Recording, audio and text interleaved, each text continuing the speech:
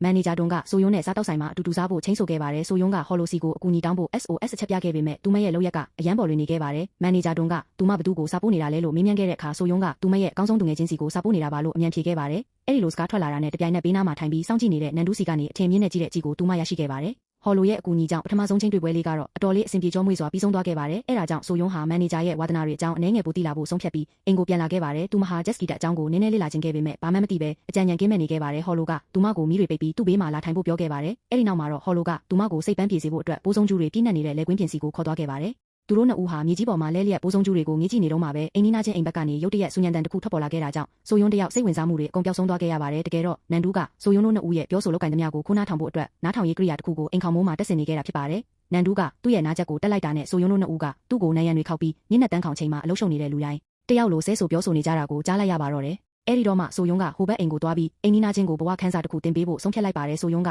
အိမ်နီးနားချင်းအိမ်ရှိမှာပုံထားတဲ့အမိုက်ပုံကြီးကိုမြင်လိုက်ရတဲ့အခါမှာပိုပြီးစိတ်တူလာခဲ့ပါတယ်သူမကတကားကိုချက်ချင်းတောက်ခောက်ပြီးနန်ဒူးကိုအပြင်ထွက်လာဖို့ပြောခဲ့ပါတယ်ဆိုယုံကိုမြင်လိုက်ရတဲ့အခါနန်ဒူးကချက်ချင်းပဲသဘောကောင်းတဲ့မျက်နှာထားနဲ့ဟန်ဆောင်ကသူမကိုစကားပြောခဲ့ပါတယ်ဆိုယုံကလည်းနန်ဒူးကိုပြောစရာရှိတာတွေတပုံတပင်ရက်ပြစ်ပြောဆိုခဲ့ပေမဲ့တကားကသူမမျက်နှာပေါ်ကိုလာပိတ်တာကိုပဲခံလိုက်ရပါတယ်နောက်တနေ့မှာတော့ဆိုယုံအိမ်မှာမရှိတဲ့အချိန်မှာနန်ချင်းကသူမရဲ့အိမ်တကားဝက်နံပါတ်ကိုဟက်လုပ်ခဲ့ပါတယ်ဒါပေမဲ့အဲ့ဒီချိန်မှာပဲဆိုယုံကပြန်ရောက်လာခဲ့ပါတယ်အဲ့ဒီမြင်ကွင်းကိုမြင်လိုက်ရတဲ့အခါသူမကသူ့ကိုလက်ပူးလက်ချက်ဖမ်းမိလိုက်ပေမဲ့နန်ဒူးကတော့ညှင်းဆန်နေခဲ့ပါတယ်အဲ့ဒီချိန်မှာဆိုယုံရဲ့အမိပေါ်လာခဲ့ပါတယ်နန်ဒူးကအဲ့ဒီလိုပစ္စည်းကိုနေရင်းနဲ့ပဲဆိုယုံကသူ့ကိုအလွဲသုံးတက်လုပ်နေတယ်လို့အော်ဟစ်ပြီးလှည့်ထွက်ကအိမ်ထဲကိုဝင်သွားခဲ့ပါတယ်သူတကားကိုဖွင့်ဖို့ပြင်နေတော့မှပဲဆိုယုံဤရဲ့အမေကသူ့ကိုအရင်ကသူမရဲ့စားတောက်ဆိုင်ကိုရောက်ဖူးသူတယောက်လိုအရန်ရင်းနှီးနေတဲ့ပုံစံရှိတယ်လို့လမ်းပြောခဲ့ပါတယ်နန်ဒူးကလည်းဆိုယုံရဲ့အမေရဲ့အာယုံကိုလွှဲဖို့အတွက်ချက်ချင်းပဲလှည့်လာခဲ့ပါတယ်သူ့အမေကနန်ဒူးကိုအရန်ချောမောပြီးအရန်တော်တဲ့သူလိုမြင်သွားကမိန်းကလေးတွေရှားပါတဲ့ဒီခေတ်ကြီးမှာအချစ်ကိုရှာဖွေဖို့ပါတိုက်တွန်းပြောဆိုခဲ့ပါတယ်သူမရဲ့အမေကနန်ဒူးနဲ့ရင်းနှီးကျွမ်းဝင်လာစေဖို့အတွက်အစားအသောက်တွေယူလာပေးခဲ့ပါတယ်ချောမောပြီးအရန်တော်တဲ့ရွှေလူတယောက်ကအတင်းစားခောက်ဆွဲချောက်တွေကိုဝါးစားနေလိမ့်မယ်လို့မထင်ထားခဲ့ပါဘူးအဲ့ဒီလိုနဲ့ဒီနားမှာဆိုယုံရဲ့အိမ်ကအဲ့ဒီမဖိတ်ပဲရောက်လာတဲ့အဲ့ဒီတယောက်နဲ့ရုတ်တရက်စီကားသွားခဲ့ပါတယ်သူမရှိမှထိုင်ပြီးအစားအသောက်တွေကိုအရသာရှိရှိစားသုံးနေတဲ့သူကိုကြည်ရင်ဆိုယုံကအဲ့ဒီတူအယောင်မျက်နှာဖုံးကိုဆွဲခွာခြင်းစိတ်တွေဖြစ်ပေါ်လာခဲ့ပါတယ်